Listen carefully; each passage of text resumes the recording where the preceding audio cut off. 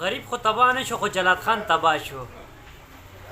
جلات خان د ښه تباه کو. اوس خو جلات خان وایي زه نه پرېږدم زه به واده کوم هم زیبا ګلې سره به کوم. ولې وایي د دې دا خبره دا چې دی نو ډېره ښکلي انداز کې راځي. وایي دا مې ډېر زیات خوښه شوې ده.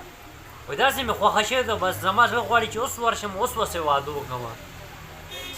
السلام علیکم زما ګرانې مینهوالې زه فیضان ګلستان یو ځل بیا حاضر یم. ملګرو تاسو زیبا ګلې ښه پېژنئ د ټیک ټاک والا چې کومه هره خبره کوي او لالا غریب تباه دی او لالا جلات خان تباه دی. جلات خان اوس چې دی نو د زیبا ګلې په عشق کې داسې تباه شوی دی داسې تباه شوی دی که نه هغه وایي چې بس زیبا ګلې راوړئ زه ورسره واده کوم. او بلا خلکو ورته د واده افرې کړي خو هغه به ویل زه به نه کوم. اوس پته نشته زیبا ګلې خوښه شوه وایي هغه زما ډېره خوښه شوې ده. وایي زه به کوم واده زیبا ګلې سره به کوم. نو زیبا ګلې اوس چې دی نو تا په خپله ویل که نه مجھ سے شادي کون کرے گا هغه د جلات خان درغو در پسې. جلات خان وایي زه به دې پسې به دوبۍ ته به هم ځم خو واده به زیبا ګلې سره به کوم. وایي مړ به شم خو واده به چې دی نو زیبا ګلې سره به کوم. چې زیبا ګلې سره مې ونه کړو نو زه چا سره واده نه کوم. ګوره زیبا ګلې څنګه دې لیونی کو هغه کس چې چا ویل زه واده کوم نه نو اوس هغه ستا په عشق کې لیونی شوی دی. لیونی څه سپېلنی شو در پسې بس کار دې خراب کو. ګورې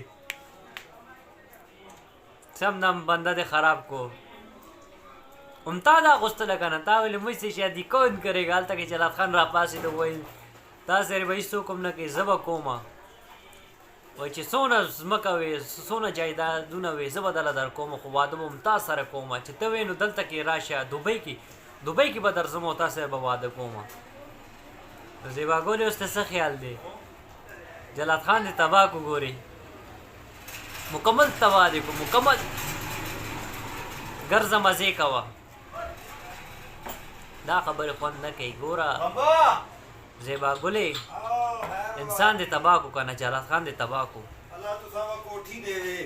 جلات خان دې داسې تباه کو که نه څه ویمه درته. اوس خو هغه چې دی نو وایي واده بس صرف زیبا ګل. وایي خانه خراب دې راته وویل که نه خیر به دې وي. تا چې ورته وویل که نه زیبا ګلې چې خانه خراب که بچه نو بس تا کار به شوي وي. هغسې منټل سړی دی مزغونه تللی دی خو دا خبره به ته به ورته نه کوې چې خانه خراب که بچه.